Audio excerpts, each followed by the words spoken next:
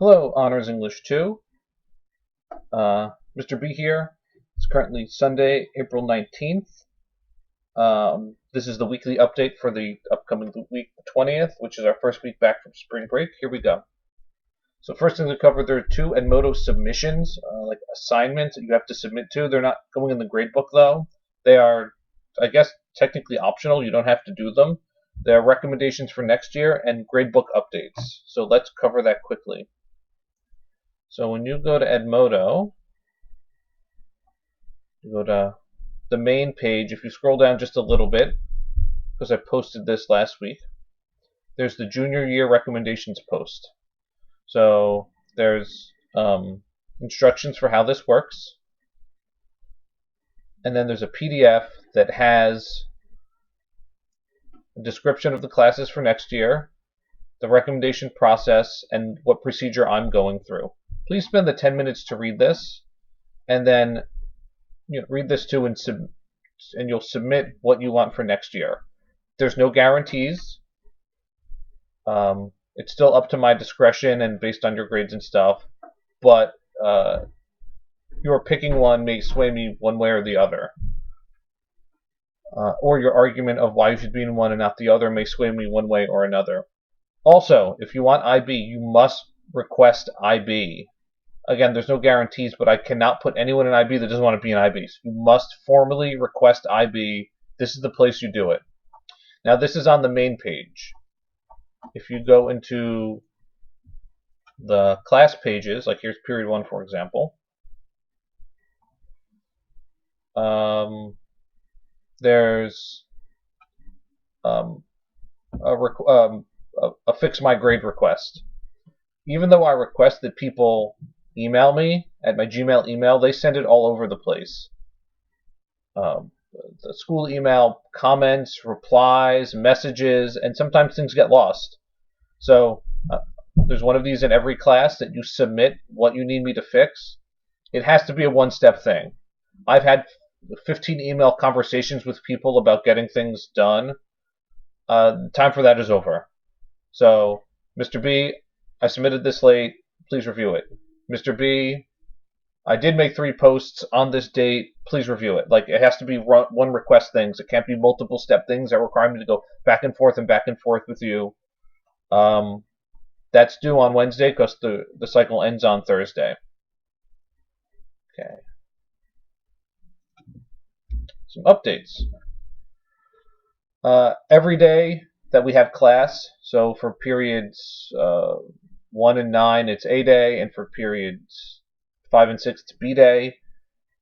At 2 o'clock p.m. each day, there'll be a check-in that will close. So it's open from the latest 8 o'clock in the morning, from the earliest, like the previous day. That's attendance.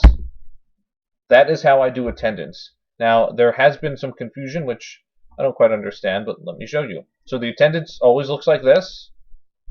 Well, the one for the first week always has a link, but it's like, hey, here's the update. Here's what we're doing this week. If there's an update like what I'm literally doing right now, here's the link for it to watch it. Here's the things that you know you need to get done. And by submitting, so I have the teacher version. If you hit submit and you type your name like a signature, that's your attendance. Liking this is not an attendance. Commenting on this is not an attendance. Emailing me is not an attendance. I had some student reply on the YouTube video, I watched this. That's not attendance. This is the attendance. It closes at 2 p.m. every day, which is actually after school. So here's the attendance. There's no late work for this. It's done or it's done. Here's period 1. 19 people submitted this. So, 8 people are absent or something like that. Okay.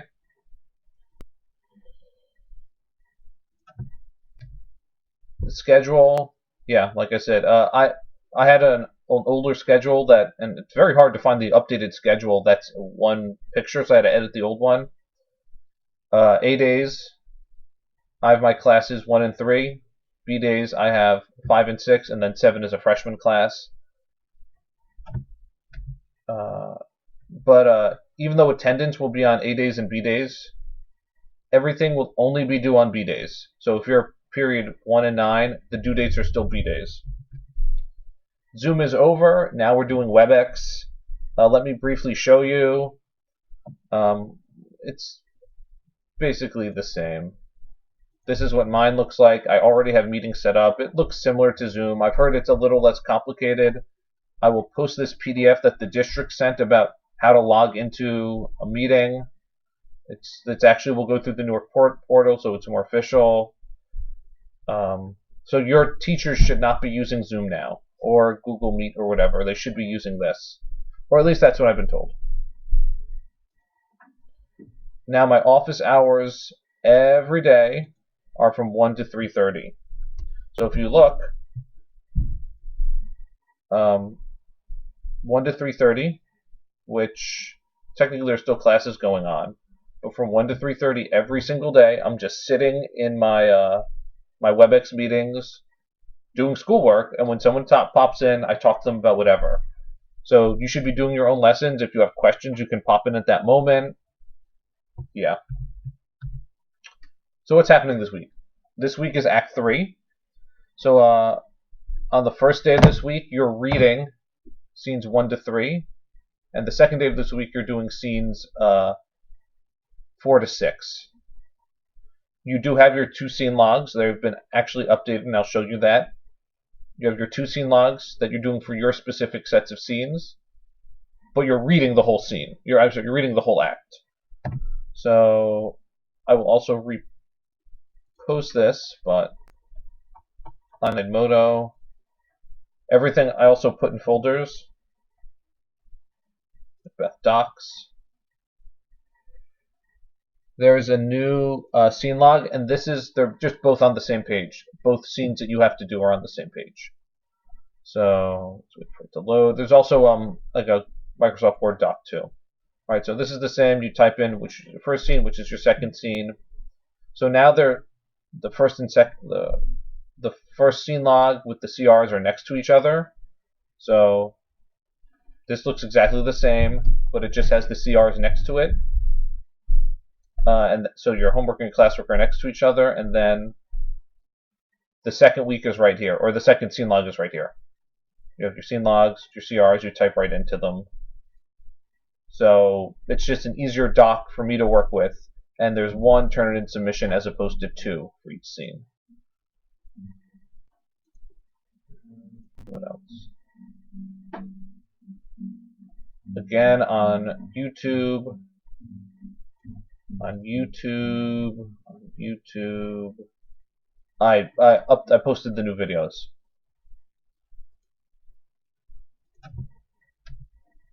Remember how reading works. You can technically just do the audio, or just read it, like the PDF of the text with the annotations. But probably the best thing to do is look at my annotated YouTube videos, which the text is on, the audio is playing, and I'm pausing and explaining things. It's basically what we were doing in class. Here's our general weekly outline.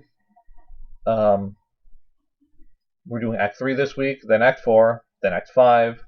Then we're doing a Macbeth wrap-up week. And that's like the latest guaranteed day we'll be home. After that, who knows, we might be back at school. So we'll see. So upcoming due dates. Wednesday of this week, there's the optional 4 songs figurative language homework assignment, which I assigned as homework before break, and now it's just extra credit. Friday, scene logs are due for everyone. Wednesday of next week, the Laws of Power summary, chapter summary. That was the first part of the project. I'm adding something new. Friday of next week, we're having a Socratic Circle. Now, I'm still working out how that will actually happen, but there's a prep sheet, and I'll repost it, but it's in folders, and it's digital. It's really just I slightly altered the one I was going to print out to you, and you type right into it. Some of the things are a little bit different, and of course, because this gets put onto a doc, sometimes the borders get messed up. Yeah, we'll just deal with that. So yeah, you type right into this. Your own version, you type right into it. Here's the Socratic Circle prep sheet. There will be a posting component, and I'll let you know about that, how exactly that's going to work. And I think that's it. Yeah. Yeah, everything's on Edmodo. Everything's doing Turn It In, and videos are on YouTube.